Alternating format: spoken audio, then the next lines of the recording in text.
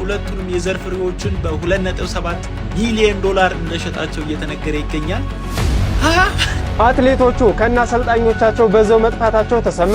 የዘይትን ውድነት ታውቁታላችሁ፣ ግን እየደፋሁት ነው። ይኸው እንደዚህ እየደፋሁት ነው።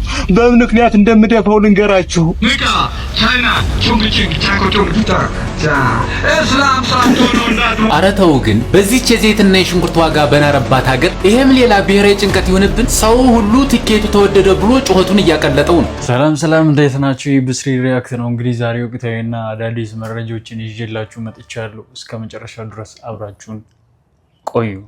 እና ልብ ሰባሪ ዜና እኔ ቆሻሻ ነኝ አለ የ6 ዓመቱ ህፃን። የብዙዎቹ ልብ የነካው የህፃን ዛኪር ልብ ሰባሪ ንግግር በህፃናት መጫወቻ ቦታዎች ላይ ከዚች ከምትመለከቷት ህፃን ጋር አብረው እየተጫወቱ ነበር። ከልጅቷ ጋር አብረው የነበሩ ሰዎች ህፃኗን እንዴት አየሃት ብለው ሲጠይቁት ታምራለች ይላቸዋል። አንቺም ታምራለህ በይው ሲሏት አይ እኔ አላምርም ቆሻሻ ነኝ ሲል ነበር የመለሰው።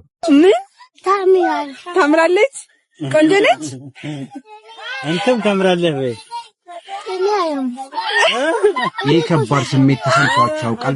ባዶነት፣ ከሰው በታች መሆን፣ የበታችነት ስሜት፣ አለመፈለግነት፣ ድህነት እንደዛ ነው። አንገት ያስደፋል። ቀና ብለን እንዳንሄድ እንድንሰበር ያደርገናል። ብቻ ህመሙ ከባድ ነው። ከዚህ ህፃን አንደበት ይህን ንግግር መስማት እውነት ያማል፣ ልብ ይሰብራል። ጩጩ የተናገረው ነገር በጣም ነው የገረመኝ። እንዴት እንዲህ ሊል ቻለ? እኔ ቆሻሻ ነኝ።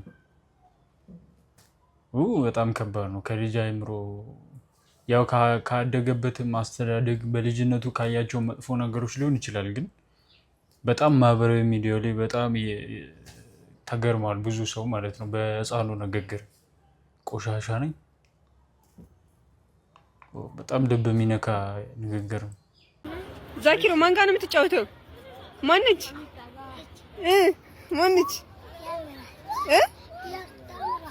ምን ታምራለች? ቆንጆ ነች? አንተም ታምራለህ ወይ?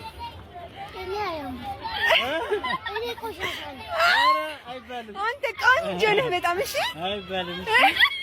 አንተ ቆንጆ ነህ። አንተ በጣም ቆንጆ ነህ። እስኪ እንያት ምን አይነት ነች? አንተም ቆንጆ ነህ። እሺ በልጅነቱ ያሳለፋቸው ነገሮችም ሊሆኑ ይችላሉ። ባይዚ እንዴት እንደዚህ ሊል ይችላል? ብቻ ከባድ ነው። እስቲ ወደ ሌላው እንለፍ። ከዚህ በኋላ ቅድስት ሀገር ኢትዮጵያ እንዳትሉ እሺ ፕሊዝ። እርኩስ ሀገር ኢትዮጵያ። የተወለድኩት አሰብ ነው። በእውነት አሰብ ጨው ለዛ ነው። የአሰብ ጨው ለዛ ነው አሰብ ነው የተወለድኩት። ለካ ነገሩ ወዲህ ነው። በነገራችን ላይ አንድ ኢትዮጵያዊ ኢትዮጵያ ውስጥ በሚደረግ ነገር ላይ ተናዶ ኢትዮጵያን እንደዚህ ቢረግም ሀቅ አለው፣ መብቱ ነው። ሀገሩ ነች፣ ባለቤት ነው። አንድ ኢትዮጵያ ያልሆነ ሰው በዚህ ደረጃ ኢትዮጵያን ሲረግም ያስተዛዝባል። አባቷ ተቃዋሚዎችን እየረዳ አገሬን ያተራምሳል። እሷ ደግሞ እናትን ከልጇ፣ አባትን ከሴት ልጁ፣ ወንድምን ከእህቱ እያለያየች እያበጣበጠች በኢትዮጵያውያን ላይ መርዝ እየረጨች ትገኛለች። ቤተሰብን እየበተነች ትገኛለች። ባልን ከሚስት፣ ልጅን ከናት፣ ወንድ ልጅን ከናቱ በማበጣበጥ ላይ ትገኛለች። ከኢትዮጵያ ባህልም ሃይማኖቶችም ያፈነገጠ አስተሳሰብ እህቶቻችን እንዲይዙ ስትሰራ ስትለፋ አያለው። ለካ የኢትዮጵያን እሴት ለመሸርሸር የመጣች ጎረቤት ሀገር ሰው ነች። ለዚህ ነው ያለ ርህራሄ የኢትዮጵያን ባህል ስትሸረሽር የምትውለው። በነገራችን ላይ ወንድ ልጅ አምርረው ከሚጠሉ ሴቶች መካከል አንድ እሷና አንድ ጓደኛዋ ነበረች። ጓደኛዋ ሰሞኑን ነጭ አግብታ ያገባችውን ሰውዬ እግሩን ስታጥብ ታየች። እህቶቻችን ከእንደዚህ አይነት መርዘኞች ራሳችሁን ጠብቁ። ከእንደዚህ አይነት ሴረኞች የሆነ ተልዕኮ ይዘው ከመጡ ሰዎች ራሳችሁን ጠብቁ። እኛንም ከምንወዳቸው እህቶቻችን ለማለያየት፣ የምንወዳቸው እህቶቻችን እኛን እንዲጠሉ ለማድረግ፣ የምንወዳቸው ሴት ልጆቻችን እኛን እንዲጠሉ ለማድረግ ቀን ከሌት ትለፋለች። የኢትዮጵያን እሴት ለመሸርሸር ቀን ከሌት ትለፋለች። ግን ኢትዮጵያዊ አይደለችም። አንድ ኢትዮጵያዊ ነግራችኋል። አንድ ኢትዮጵያዊ በጉዳዮች ላይ ተናዶ ኢትዮጵያን ቢረግም ሀቅ አለው። ሀገሩ ነች፣ ባለቤት ነው። አንዲት የጎረቤት ሀገር ሰው ግን በቋንቋችን እየተናገረች እሴታችን ለመበጥበጥ ተነስታለች። ይሄው ነው ህጉ። ያው እሷ እንደተናገረችው ከሆነ የተወለድኩበት ቦታ እንጂ ዜግነቴ ወይም እናትና አባቴ እንደዛ አይደሉም ብላለች። ያው እሷ ያረችው ግን እሱ ከተናገረው ሀሳብ በመነሳት እኔ ሁለት ሀሳብ አለኝ። አንደኛው ምንድነው የእሷ ፐርሰናል የሆኑ ጉዳዮች እሷ አሁን እየተጠየቀ ካለው የሴቶች ጥቃት ጋር የሚገናኝ አይመስለኝም።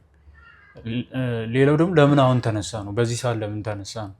ይሄ የእሷ ፐርሰናል የፖድካስቱም የቆየ ነው የሚመስለኝ ይህን ነገር የተናገረችበትና እዛኛው ላይ ፎከስ እናድርግና እዚህ ላይ እንደርስበታለን። የሚያከራክር የሚያጨቃጭቅም ቢሆን የሚል ሀሳብ ነው እኔ ያለኝ። እናንተ ሀሳባችሁን በኮመንት አሳውቁ። ኮካኮላ የምትጠጡ ሰዎች ጥንቃቄ አድርጉ። ለምታመልኩት አምላካችሁ ማለትም ለእግዚአብሔር ለኢየሱስ ክርስቶስ ለአላህ የማይሆኑ ከሆነ ለእናንተም ደግሞ አይሆኑም፣ ጤናችሁንም ነው ደግሞ የሚያሳጧችሁ። ነገሩ ምንድነው ካላችሁኝ በሶሻል ሚዲያ ላይ በኮካኮላ ላይ ማለት ነው ብዙ ሰዎች ባይኮት ጀምረዋል።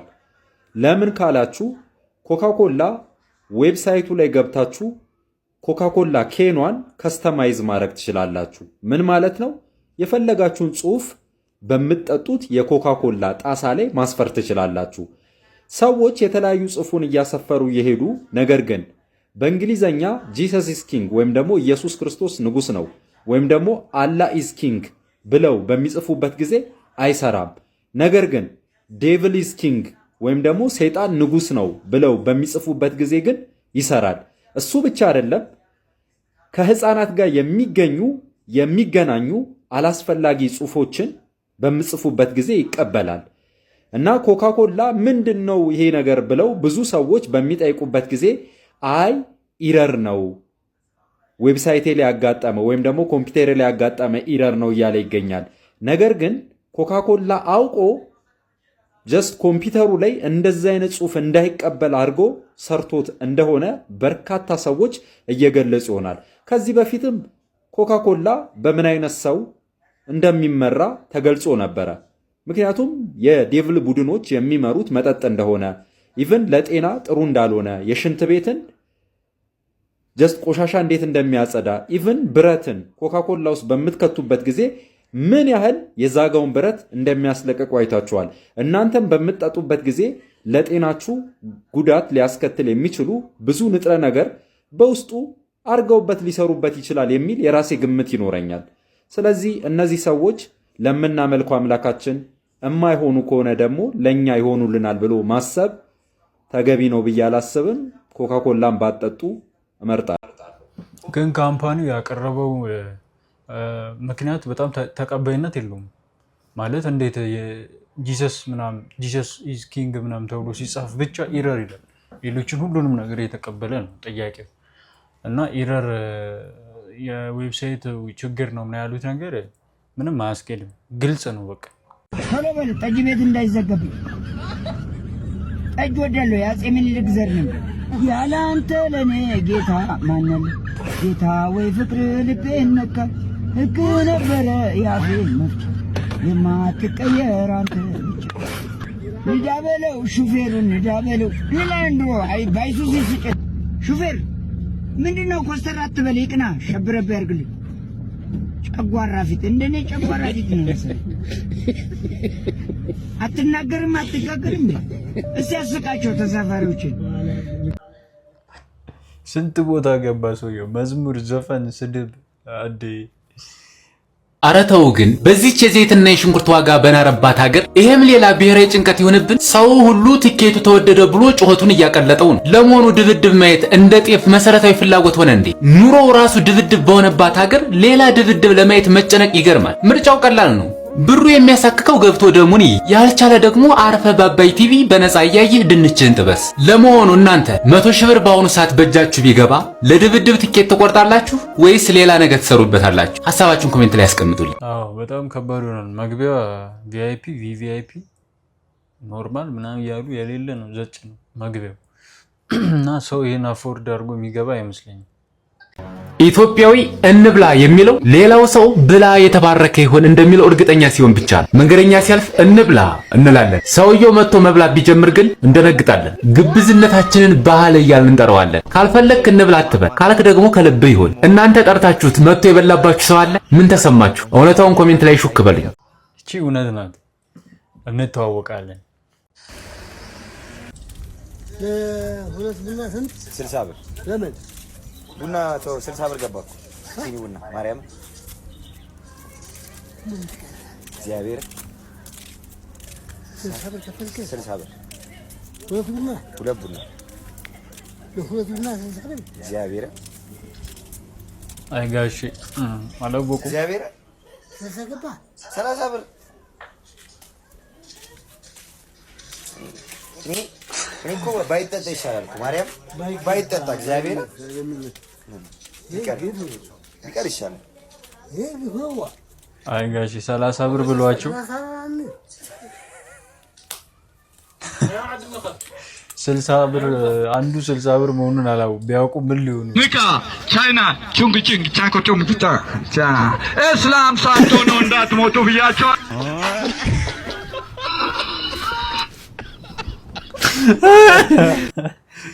ኧረ ተመችቶኛል።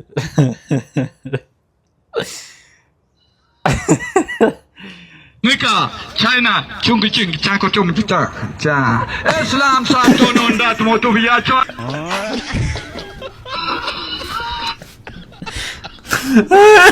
በነገራችን ላይ ልጅ ለመውለድ ሰርቲፊኬት እንደማን እንደጋብቻ ማለት ሰርቲፊኬት ያስፈልገዋል። ለኪ የአእምሮ ጤና ደሞዝ ምናምን ተጣርቶ መፈቅለቅ ልጅ መውለድ ትችላላችሁ ተብሎ ካልሆነ በስተቀር በ10 ሺህ ብር ደግሞ 3 ልጅ ምናምን ወልዶ ልጁንም ላልተገባ የበታችነት ስሜት እንትን እያለ እንዲያድግ ነው አስፈላጊ አይደለም። አዎ ይሄ ለማድረግ በጣም መሰልጠን ያስፈልጋል። ባይዞ ኢትዮጵያ ላይ ይከብዳል። ይሄ ልጅ ለመውለድ ቀድሞ ወላጆቹ ዝግጁ ናቸው። የደሞዝ የጤና ምናምን የሚባለው ነገር ተጠይቆ የሚፈቀድ ቢሆን ጸዴ ነበር እኮ። በእድሉ ያድጋል የሚባልም ልጅ እኮ አይኖርም ነበር። ግን እሱን ለማድረግ እኛ በዛን ያህል ደረጃ ሰልጥነናል ብዬ አላስብም። ከዚህ በኋላ ቅድስት ሀገር ኢትዮጵያ እንዳትሉ እሺ ፕሊዝ። እርኩስ ሀገር ኢትዮጵያ። የተወለድኩት አሰብ ነው። በእውነት አሰብ ጨው ለዛ ነው። የአሰብ ጨው ለዛ ነው አሰብ ነው የተወለድኩት። ልጅ ጆርዲ ባትጃጃይ ጥሩ ነው። ይሄንን ቪዲዮ ኮፒ ሊንክ ሸር አድርጉት። ከመቼውም ጊዜ በተለየ ሀገር የሚያሳስባችሁ ሰዎች እንደዚህ በማርያም በጊዮርጊስ ምናምን ስለምናችሁ ሳጎነብስላችሁ ሙሉ የጋራ ችግር ነው። ኮፒ ሊንክ ሸር ታደርጋለህ። ልጅ ጆርዲ በምን እንደወጣሽ እናውቃለን። ዩኒቨርሲቲው ልኮይ ለዩኒቨርሲቲ ተደናብረሽ በውር ድንብር ክለብ ማታ ላይ ሴት ጋር ስትሳሳሚ ፎቶ ይዘንብሽ ተደነጋግጠሽ ነው ወጣሽው። ዛሬም በአፍሪካ ሀገር ሆነሽ የምታረጊው የምትስተዳደሪበት ብቸኛ ነገር በተመሳሳይ ጾታ ሆሞሴክሹዋል ደባበቅ ነገር የለም። በፌሚኒስት መልኩ ሰላማዊ ትዳር የሚኖሩትንና ለማግባት ዳድ የሚሉትን ሰዎች በማስደንበር 15 ቀን ወሲባዊ ግንኙነት በመከልከል ስራ ባለመሄድ እያልሽ ሀገርንም ትውልድንም ለማቃወስ አትሞክሪ። እጣቱን የሚጠባ ሕፃን ልጅ ኢትዮጵያ የለም። ሁሉም ሰው ገብቶት የራሱ የሆነ ላይብራሪ በጭንቅላቱ ላይ ገንብቶ ነው የሚኖረው። አንቺ የምትወሪውን በቲክታክ ዓለም ላይ ከአልጎሪዝሙ አንዱ ስለሆንሽ ስክሮል ስናርገሽ ስለምትመጨልን እንጂ የሚከተሉሽ ባንቺ አይነት በተመሳሳይ ጾታ የተጠቁ ብዙሃንና ውስኖች ደግሞ ለሴት ልጅ ጥቃት እውነተኛ ጠበቃ የሆንሽ መስሏቸው ነው። እውነቱን ስነግርሽ ይሄ ሁሉ የሚከተልሽ ሴት የኔን 300 ሺህ አካውንት እንዴት እንዳዘጋሽው ቃል በቃል ልንገርሽ። አቅም ኑሮሽ አይደለም። የኔዎች ሲዘናጉ ያንቺዎች ደግሞ ለመብዛት ስለበረቱ እንዳንድ ራስ እንዳንድ ምላስ ስለሆናችሁ ነው። የኔዎች አንሰው አይደለም ወይ ያንቺ በስተው አይደለም። የእናንተ መዳረሻችሁ ዓላማ ታርጌት እቅድ ስላላችሁ ነው። የኞች ደግሞ ትውልድ መዘናጋት ስላለባችሁ ነው። ባጭር ቃል ያዘጋሹ 300 ሺህ አንዴ እንደ ቅቤ ቀልጧል። እነ ፏድ እንድሪስ ማይከፈትም ብለዋል። የኢትዮጵያን ቲክታክ ብርግድግድ የሚያደርጉት በምን ርዝ እንደሆነ ምሎ በአላህ ብሎ ቢነግረኝም በምን እንዳላስከፈተው አላቅም። የነ ሙሴ ሰለሞንን ከዓመት በኋላም ሲያስከፍት አይዶን ጊቭ አፕ ሽት በአካልም ስለምንቋወም ስለምንዋጋ በሚዲያም ባንመጣ አያሳስበንም። እንዲሁም ሚዲያ ከወሬ ውጭ ዘለለ የለም። በአካል ብዙ ተግባር ነገር እያደረግን ነው። ዋናው ሐሳብ ስመጣልሽ አጠር አድርጌ በ3 ደቂቃ ነው ቪዲዮ ሰራሁት። ኮፒ ሊንክ ሸር እንዳይረሳ። የቻላችሁትን ያክል ሜንሽን አድርጉላት። የኔ 100 ሺውን አዲስ ያፈሯቸው አንቺ ካዘጋሹ በኋላ ያፈሯቸው 100 ሺህ ወንዶች ከጎንሽ እንዲቆሙ አንድ ቪዲዮ ስር የአንድ ደቂቃ ተመሳሳይ ጾታን ሆሞሴክሹዋልን እቀዋወማለሁ፣ በአገሬ ላይ እርኩሰትን እከላከላለሁ በይና ቃል ሰማይ ቃል ምድር ጉልበቴ እስኪደማ ክንዴ እስኪዝል ከጎንሽ ልቁም። ይቺ ከዚች እስከዚች በተወሰነችው በ10 ኢንች ጉሮሮሽ ከወጣች ግብረ ሰዶምን እቀዋወማለሁ፣ ተመሳሳይ ጾታን ሌዝቢያንነትን አወግዛለሁ በይ። ያችን ካረክሽ ይቺ ማተብ ትካደኝ። ከኔ ቀድሞ የሚደግፍሽ ከኔ ቀድሞ የሚወድሻለን። ግን አትያትም። ያሳሾናት ታንቅሻለች፣ ትወጋሻለች፣ ፈሰስሽ ትቀራለች። ውስጥ ለውስጥ አለው ሊቀመንበራችሁ ነኝ ያልሻቸው ሴቶች ይበተኑብሻል። ወንድማችሁ ገብረየስ ነኝ። ኮፒ ሊንክ ሸር አድርጉት። ይሄንን አይተህ በዚህ ጾም ኮፒ ሊንክ ሸር አድርገህ ሀገርክን ማታድን ትውልድ አንፎሎ በማድረግ እኔን ተባበረኝ። አንፎሎ አድርጉኝ። መልካም ቀን ተመኘው። ገብረየስ ነኝ። እመለሳለሁ፣ እመላለሳለሁ። እናንተን ሐሳብ ኮሜንት ላይ አትሌቶቹና አሰልጣኞቹ አሜሪካ ላይ መጥፋታቸው ተነገረም። በአሜሪካ ዩጂን ኦሪገን ሲካሄድ የነበረው ከ20 ዓመት በታች የአትሌቲክስ ውድድር ላይ ተሳታፊ ከነበሩ አትሌቶችና አሰልጣኞች መካከል 7ቱ መኮብለላቸውን እንዲሁም ከቡድኑ ጋር እየተመለሱ እንዳልሆነ ጌቱ ተመስገን ጋዜጠኛ ይስሐቅ በላይን ዋቢ በማድረግ ዘግቧል። በዚህ ውድድር ኢትዮጵያ 2 ወርቅ 3 ብርና 1 የነሐስ ሜዳሊያዎችን ማግኘት ቻለች። ቢሆንም በውድድሩ ላይ ከተሳተፉ አትሌቶች መካከል 4ቱና በተጨማሪ 3 አሰልጣኞቻቸው በድምሩ 7 የቡድኑ አባላት ወደ ኢትዮጵያ እየተመለሰ ባለው የቡድን ስብስብ ውስጥ አለመኖራቸውን ጌቱ ተመስገን በፌስቡክ ገጹ ላይ አጋርቷል። በሌላ በኩል ጠፍቷል ስለተባሉት አትሌቶች የኢትዮጵያ አትሌቲክስ ፌዴሬሽን የማቆ ነገር የለም ማለቱን ሀገሬ ቲቪ አክሎ ዘግቧል። ስለዚህ ጉዳይ አዲስ መረጃ ካለ የማደርሳችሁ ይሆናል። ለተጨማሪ አዳዲስ መረጃዎች ፎሎ ማድረግ እንዳትረሱ። ግን በቃ አሁን በምንም አይነት ምክንያት ከኢትዮጵያ ሰዎች ቁጡ አይመለሱ። በቃ ይሄ ግልጽ ነው። እንዴት ሊመለሱ ይችላሉ? ሲጀመር ምንም እነዛም ጮጮዎቹንም ታስተውሳላችሁ። ሄዱ ጠፉ በዛው እና የተመለሱት ራሱ ይቆጫቸው ነው የሚመስለኝ። አትሌቶቹ ከነአሰልጣኞቻቸው በዛው መጥፋታቸው ተሰማ። በአሜሪካ ኦሪገን ዩጂን ከተማ ተካሂዶ በተጠናቀቀው ከ20 ዓመት በታች የዓለም አትሌቲክስ ሻምፒዮና ላይ ከተሳተፉት የኢትዮጵያ ልዑካን ቡድን ውስጥ 7ቱ አባላት ፖርትላንድ ላይ መኮብለላቸው ተሰምቷል። አትሌቲክስ ስፖርት ኦፊሻል እንደዘገበው ቡድኑ በቺካጎ አድርጎ ወደ አዲስ አበባ ሲመለስ ከሄዱት 4 አሰልጣኞች 3ቱ የቀሩ ሲሆን አሰልጣኝ መሰረት ብቻ ወደ አገር ቤት እየተመለሰች ትገኛለች ተብሏል። እንዲሁም በዎኪንግ በ800 በ5000 እና በ3000 ሜትር መሰናክል ውድድሮች ላይ ተሳታፊ የነበሩ 4 አትሌቶች ከቡድኑ ተለይተው ቀርተዋል። ለቤተሰቦቻቸው ደህንነት ሲባል የሁሉም ስም ያልተገለጸ ሲሆን የኢትዮጵያ አትሌቲክስ ፌዴሬሽን በበኩሉ ስለ ጉዳዩ የሚያውቀው ነገር እንደሌለ አስታውቋል። አንድ ታይላንዳዊ ወጣት ሁለቱንም የዘር ፍሬዎችን በ2.7 ሚሊዮን ዶላር እንደሸጣቸው እየተነገረ ይገኛል። የት ነው ያለን?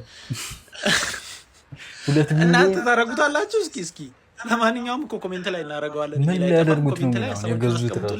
ፎሎ ማድረግ እንዳትረሱ። ምን ሊያደርግላችሁ? 5 ነው የሚገዛው ታውቁታላችሁ። የዘይትን ውድነት ታውቁታላችሁ። ግን እየደፋሁት ነው። ይኸው እንደዚህ እየደፋሁት ነው። በምን ምክንያት እንደምደፋው ልንገራችሁ። ቆይማ ላሳያችሁ ነው የምላችሁ። ይኸው እየደፋሁት ነው። ማርያምን እየደፋሁት ነው። ታያችኋለች። እቺ እዚህ ምን ይታያችኋል? ጎዳና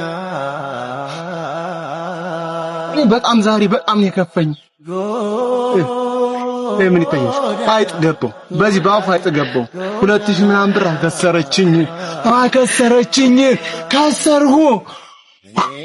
አሁን ይሄ በምን ነው የሚታይ? በምን ይታይልኝ? ይሄ ራስህን ያሳነስ እኔም በሆነ ደፈው ነበር።